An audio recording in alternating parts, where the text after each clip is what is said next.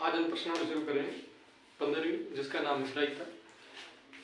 प्रायिकता प्रश्नावली आपके बोर्ड एग्जाम में टोटल 4 नंबर की है और उसमें प्रत्येक क्वेश्चन, एक पहला क्वेश्चन आता है वो एक क्वेश्चन आता है 1 नंबर का, एक दूसरा क्वेश्चन आता है वो भी 1 नंबर का, और एक क्वेश्चन आता है बड़ा जो आता है 2 नंबर का। टोटल आपके 3 क्वेश्चन आते हैं, 4 नंबर के आते हैं। तो पहले 2 क्वेश्चन है 1 नंबर के, उसमें आपके ये 4-5 फैक्ट है, इनसे रिलेटेड ही पूछे जाते हैं, इनमें से कोई एक क्वेश्चन पूछा जाता है। तो पहला क्वेश्चन आपके क्या बन सकता है कि पहली चीज, घटना एक होती है निश्चित घटना, दूसरी होती है अनिश्चित घटना, या ऐसी घटना जिसका घटित होना निश्चित है। तो ऐसी घटना हमेशा क्या कहलाती है?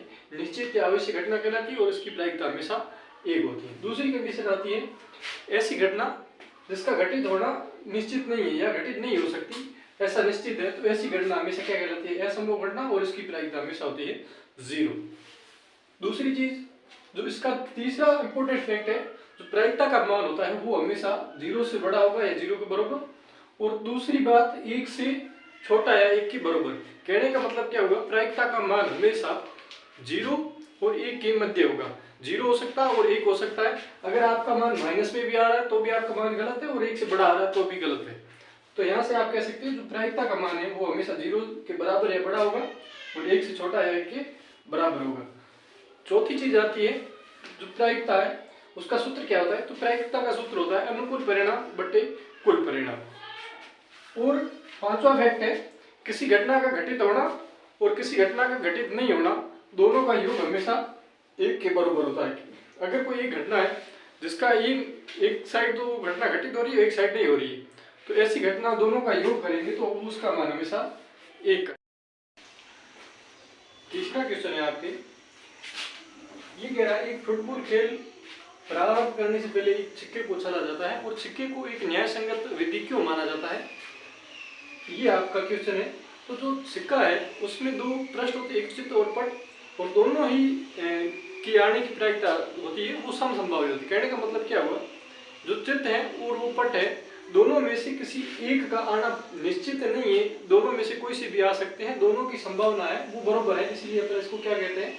एक न्याय संगत विधि माना जाता है। इसलिए अपन कहते हैं कि जो सिक्के को उछालने पर चित्त या पट आने की जो प्रायिकता है वो समसंभावी है, अतः इसलिए इसको कहा जाता है एक न्याय संगत विधि।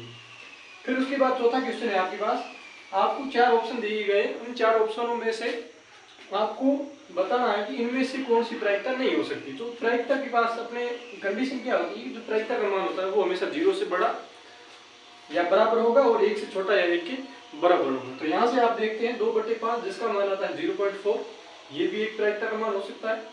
अब आप यहाँ से दे सकते हैं -1.5 जो कि 0 से छोटा है, ये नहीं हो सकता। फिर उसके बाद है 15%, जिसका मतलब अपन मान निकाले तो हो जाएगा 15/100, जो आएगा 0.6, जो कि प्रायिकता का मान हो सकता है जो 0 और 1 के मध्य है।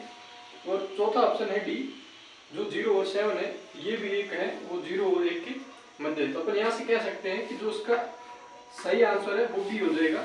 इसमें से जो -1.5 है इसकी प्रायिकता आने की संभावना नहीं है, ये प्रायिकता का मान नहीं हो सकता, इसीलिए अपन इसका ऑप्शन सही हो जाएगा बी। अगला आपके पास क्वेश्चन है, आपके पास अगर एक किसी घटना का घटित होने की प्रायिकता दे रखी है तो पीई नहीं होने की प्रायिकता क्या होगी?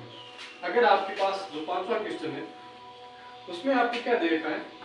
जो पीई है उसका मान है आपके पास 0.05, आपसे पूछा है पीई बार क्या होगा। तो आप जानते हैं अगर आपके पास ऐसी स्थिति है तो इन दोनों का योग हमेशा किसके बराबर होता है? किसी घटना का घटित होना और किसी घटना का घटित नहीं होना, इन दोनों का योग आपके पास हमेशा 1 होता है। यहाँ से आपको किसी घटना घटित होने की प्रायिकता दे रखी है 0.05, तो यहाँ से आपको पीई बार ज्ञात करना है। तो अपन क्या करेंगे? इसका मान यहाँ पर रख दें, तो ये हो जाएगा 0.05 प्लस पीई बार बराबर 1। अपने को पीई बार की वैल्यू निकालनी, या किसी घटना घटित नहीं होने की प्रायिकता क्या होगी? तो वो हो जाएगी -0.05, या फिर आप कह सकते हो उसका मान आ जाएगा 0.95। इस प्रकार से 5वां क्वेश्चन आसान सा था। छठा क्वेश्चन है आपके पास, एक थैले में नींबू की महक आने वाली गोलियां डाली गई हैं, इनमें से थैले में बिना झाके इसमें से गोली निकाली जाती है, इसकी क्या प्रायिकता होगी? तो निकाली गई गोली संतरे की होगी। तो इसकी आप प्रायिकता बताइए। जो छठा क्वेश्चन है,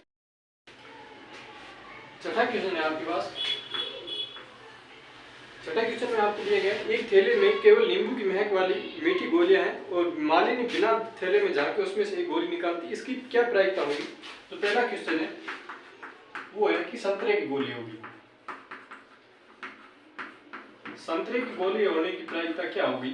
तो ये जो प्रायिकता होगी वो 0 होगी, क्योंकि जो आपके पास थैला है उस थैले में टोटल नींबू की गोलियां हैं और नींबू की गोलियां हैं तो संतरे की गोलियां आने की संभावना ही नहीं, तो असंभव घटना की प्रायिकता हमेशा कितनी होती है? 0, तो इसका मान आ जाएगा 0। दूसरा है नींबू की गोली होने की प्रायिकता।